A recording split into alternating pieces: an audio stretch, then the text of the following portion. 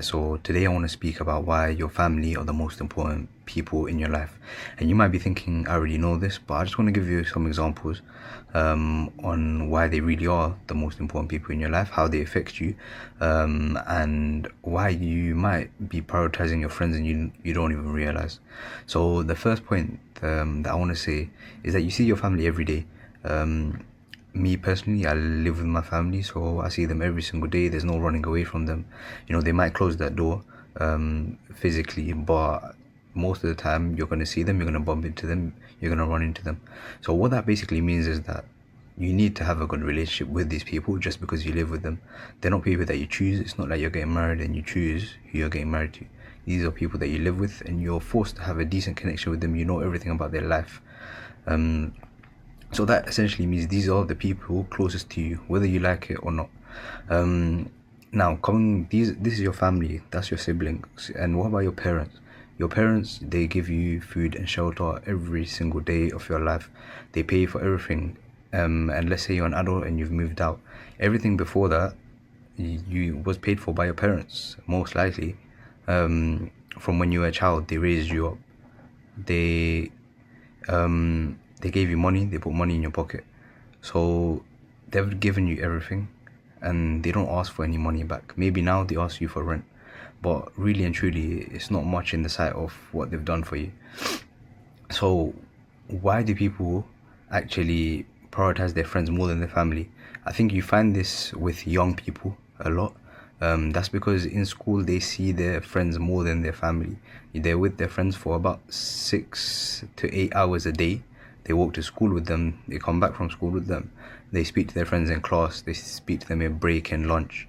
So they essentially have more time with their friends than their family, especially when the dad or the mom is not at home, when they're working and they're trying to make a living, they're trying to put food on the plate. This forces the child to actually prioritize their friends over their family and essentially lose that relationship with their family. So it's always up to the parents to keep that relationship, because the child will be influenced by external figures, whether you like it or not. They're always going to be influenced by what school they go to, and the parents have that choice of where am I going to send my child to school. A lot of people, they don't have the money, so they send them to a state school, which is no problem, but at the same time, what is the school teaching the children? Because that's how they're going to be brought up. Your environment is what shapes you. So as a young person, what I want to say is try to treat your family better than your friends, because just because you see your friends more, that doesn't mean that they're inherently more important, because in the end your family does more for you than you'll ever realize. And only as you get older, that's when you kind of realize, okay, my parents have done everything for me, and now it's time to give back to them. So that's the stage of when you're a child. Now I kind of want to speak about the adult stage. As you get older, you're going to have more familial relationships. You're going to maybe be married and etc., but you're going to have a wider array of family to speak to. This means that you're going to have bigger relationships, more important relationships. And the thing is with this, as you get older, you get more stubborn in your beliefs. You're not really molded anymore. When you were younger, it felt like your parents were the best people in the world. They had the most knowledge, and only as you get older, you kind of realize, okay, they're not as smart as I thought, and sometimes you might catch them out.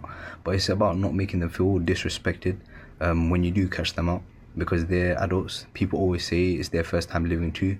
It's their first time going through life too. So that's just something to reflect on. And as an adult, in terms of relationships, you get a lot more stubborn. What I see with family is that they cut off ties very, very easily as they get older, which is why so many of our relatives, they don't speak to each other anymore, even though when they were growing up and they were children, they had the best time. So I think it's very important to keep those ties of kinship.